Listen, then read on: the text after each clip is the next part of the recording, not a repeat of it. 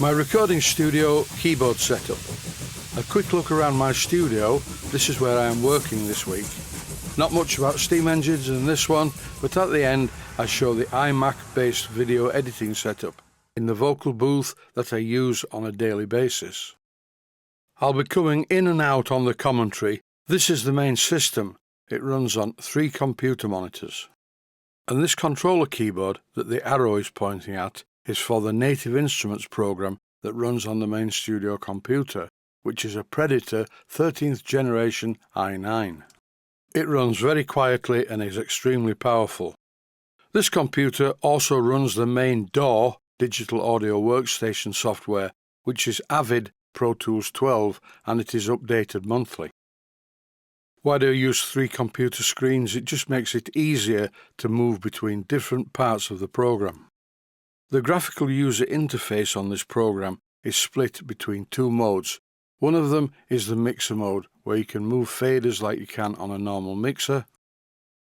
If you think of this window as being a long piece of multitrack tape, that's a really good analogy, because basically that is what it is, except on this tape you can see the individual waveforms, and all of the waveforms are very editable.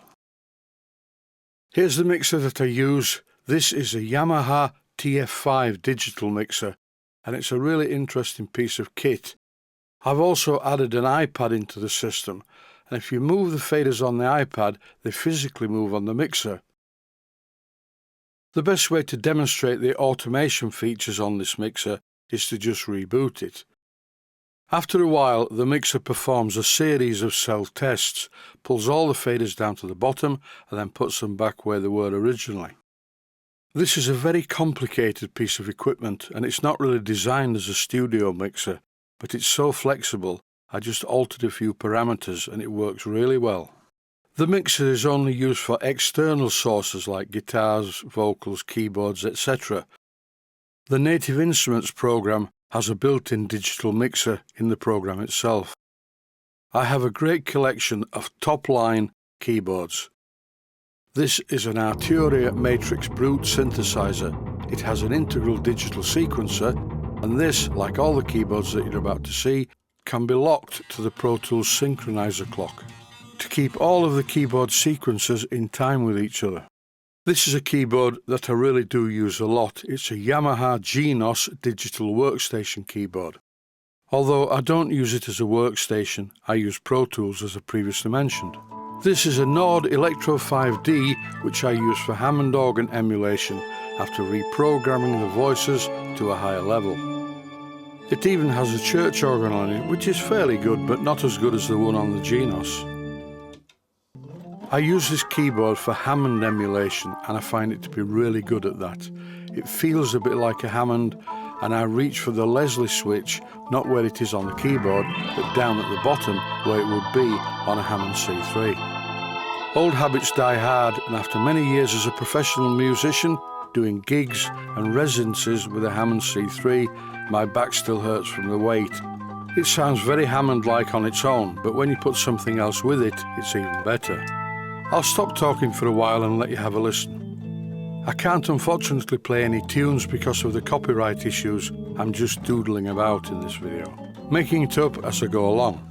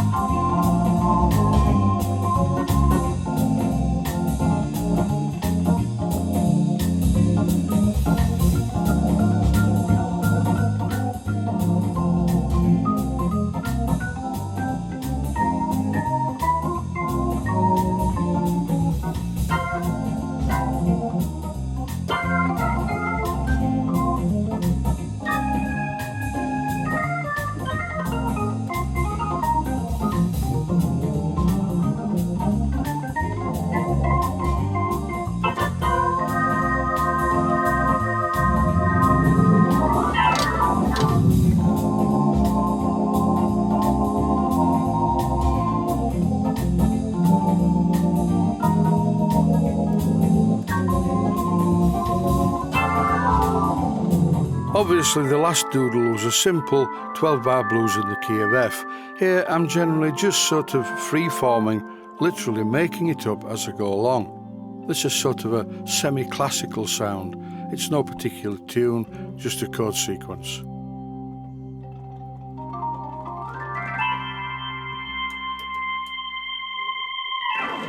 Time now for a bit of Moog synthesizer, spelt Moog and pronounced Moog. This is a subsequent 37 synthesizer and it is wonderful. Like a mini Moog, but it stays in tune and it's digitally controlled. I can't resist putting a bit of Hammond with this.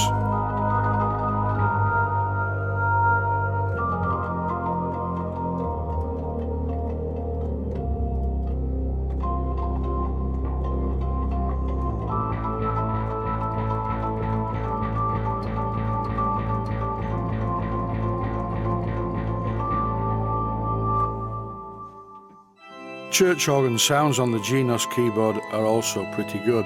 Here's an example.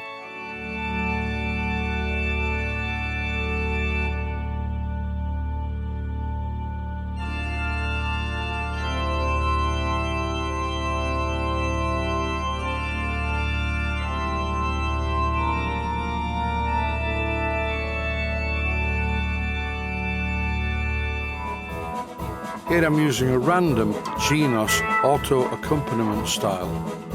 And while I'm doing this, I'm looking at a picture on the wall.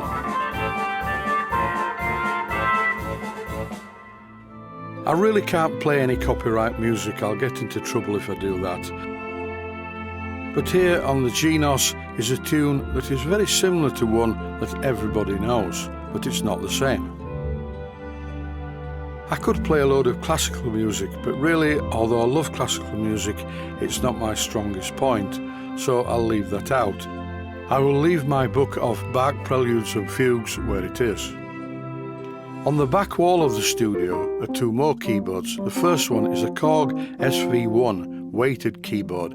I bought this for practice purposes really, because it's got a really heavy weighted keyboard. And when my technique gets sloppy, I do some exercises on it. Here are a few 5-finger exercises. Then from the sublime to the ridiculous, the keyboard above is a Roland System 8 polyphonic synthesizer. This is a really useful tool and it's very easy to use. These are some Jupiter 8 patches.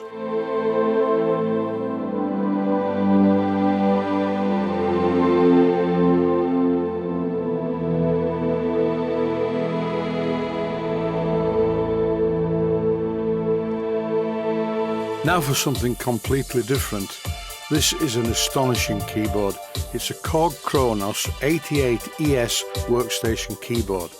Here are examples of a few of the combination programs. I find that when I play on this keyboard it fires my imagination and you can easily come up with some very good things just by doodling about on it. Here are some very lovely strings.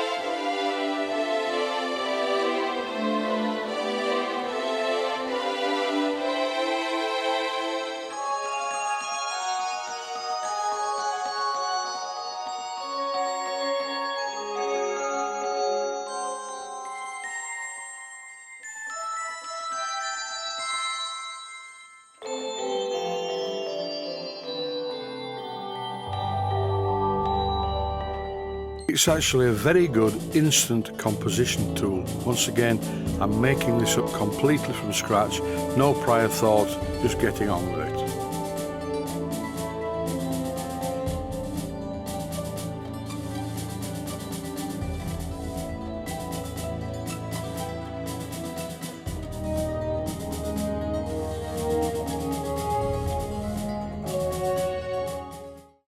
The sound that you're hearing in this video is just from the mic on the camera. The studio sound comes out of some tannoy super red monitors in the main control room. Here's one of them on the left before my head got in the way. I can't say a lot about the computer. It's a box with nice lights on it, but it's very powerful. This is my video editing and voiceover room, which doubles as a vocal booth for the main studio. This room has its own audio monitors. The computer that I use is a 27-inch iMac, and here I'm showing the editing of a video from a couple of days ago. If you look on the computer's timeline, the bottom line is my voice. The upper line is the video timeline. At this moment in time, I'm in this room doing the voiceover that you can hear.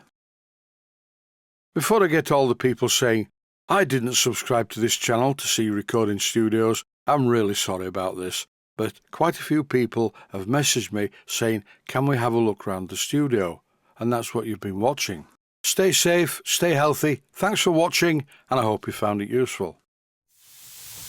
Please take the time to visit my Mainstream Models website and click on the section of the website that says Video Playlists. And by doing that, you can find other videos that you may like to watch. And by using the playlists, you can actually watch the videos back to back.